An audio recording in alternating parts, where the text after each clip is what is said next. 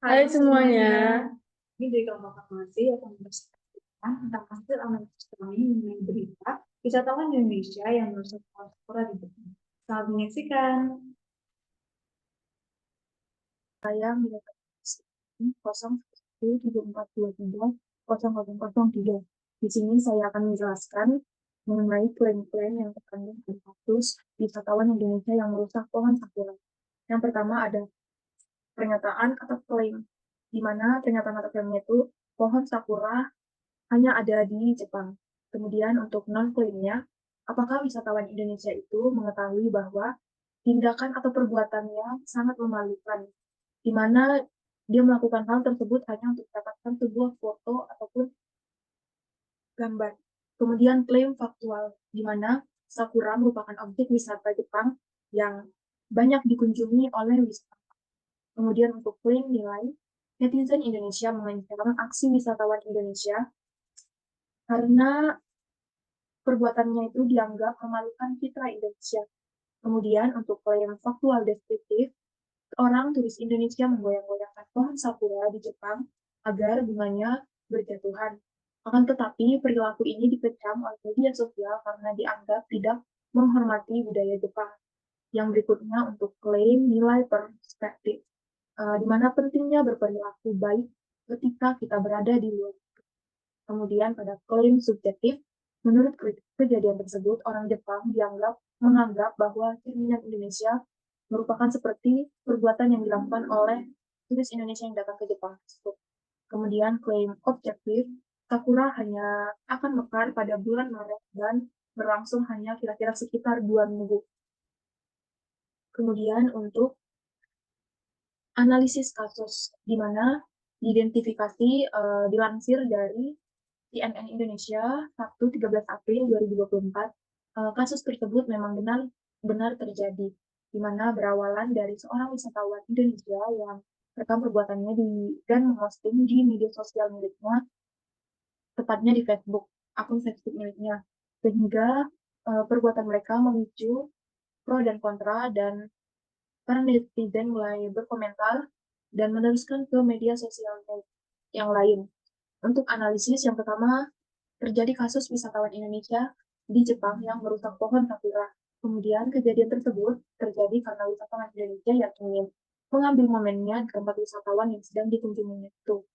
Dan perbuatan yang dilakukan oleh wisatawan tersebut membuat netizen Indonesia malu lantaran wisatawan tersebut menganggap perbuatannya seperti lelucon, di mana ia menggoyang-goyangkan pohon sakura sehingga pohon dahan dari sakura itu terjatuh. Sehingga evaluasi yang dikutip dari BBC.com, dari kasus yang sudah beredar di dunia maya, pemerintah Indonesia mengingatkan warga Indonesia agar tidak berperilaku seperti wisatawan tersebut, serta menaati peraturan yang ada di tempat. Selamat pagi, Bapak. Perkenalkan nama saya Jessica Relbowo dari Prodi D3 Farmasi dengan NIM 0117423008. Jadi di sini saya akan menjelaskan tentang argumen dan counter-argumen dari berita warga negara Indonesia yang merusak pohon sakura di Jepang. Jadi argumen di sini yaitu WNI merusak pohon sakura merupakan suatu tindakan atau perilaku yang tidak baik atau tidak terpuji, dan hal tersebut itu sama sekali tidak mencerminkan budaya Indonesia, serta perilaku tersebut itu tidak sopan dan hanya untuk senang-senang semata di dalam berita tersebut. Kemudian counter argumennya yaitu profil WNI yang tidak dijelaskan, serta motif dari WNI merusak pohon sakura juga tidak dijelaskan karena orang-orang hanya sibuk untuk merekam aksi tersebut, dan bisa jadi WNI tersebut tidak melakukan hal itu karena ketidaktahuan dan tidak sengaja merusak pohon sakura tersebut. Namun, di beritanya dilebih-lebihkan saja. Sekian, terima kasih. Saya Putri Maria dari D3 Farmasi dengan NIM 11173012.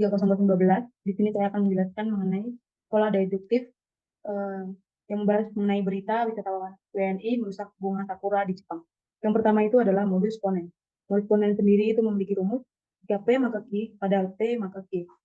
Nah, contohnya yaitu jika bunga sakura dirusak, maka Jepang akan mengalami kerugian. Bunga sakura dirusak, jadi Jepang akan mengalami kerugian.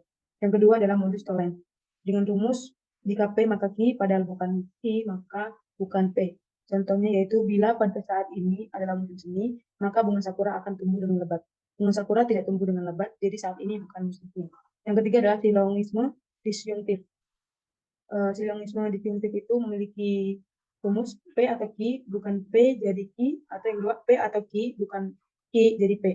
Nah, contohnya itu yaitu entah bunga sakura yang gugur dengan sendirinya atau ada orang yang sengaja merusaknya. Bunga sakura tidak gugur dengan sendirinya, maka ada orang yang sengaja merusaknya. Kemudian yang ketiga adalah silogisme hipotesis. Nah, silogisme hipotesis ini memiliki rumus jika P maka Q, jika Q maka R, jadi jika P maka R. Contohnya, jika bunga sakura dirawat dengan baik, maka bunga sakura akan menghasilkan warna yang cantik. Jika bunga sakura akan menghasilkan warna yang cantik, maka pengunjung akan terkesan dengan keindahannya. Jadi, jika bunga sakura dirawat dengan baik, maka pengunjung akan terkesan dengan keindahannya. Kemudian yang kelima adalah dilema. Nah, dilema ini memiliki rumus P atau Q, jika P maka R, jika Q maka S, jadi R atau S. Nah, contohnya yaitu Jepang entah harus memprioritaskan untuk mengembangkan destinasi bunga sakura yang telah rusak atau menuntut WNI yang telah merusak bunga sakura. Jika Jepang telah lebih memprioritaskan mengembangkan destinasi bunga sakura yang telah rusak, maka WNI akan lebih semena-mena untuk merusak bunga sakura ke depannya. Jika Jepang lebih memprioritaskan untuk menuntut WNI yang telah merusak bunga sakura, maka destinasi bunga sakura akan mengalami penurunan jumlah pengunjung. Jadi, Jepang harus memilih antara membiarkan WNI yang akan semena-mena lagi ke depannya atau destinasi bunga sakura mengalami penurunan jumlah pengunjung.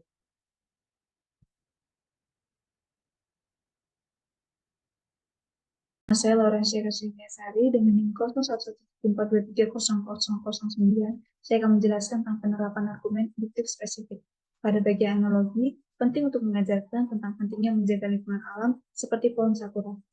Seperti sebuah benih bibit yang ditanam dengan hati-hati, kesadaran akan dampak negatif tindakan kita terhadap lingkungan harus ditanamkan dalam setiap generasi. Pada bagian generalisasi, beberapa wisatawan Indonesia memiliki perilaku yang tidak bertanggung jawab saat berada di luar negeri, terutama dalam hal penanganan alam. Pada bagian kausalitas, tindakan merusak pohon sakura oleh wisatawan Indonesia disebabkan oleh kurangnya kesadaran akan pentingnya menjaga kebersihan dan kelestarian lingkungan alam saat berada di tempat lain. Hal ini kemudian menyebabkan reaksi negatif dari netizen Jepang dan perhatian lebih besar terhadap masalah ini.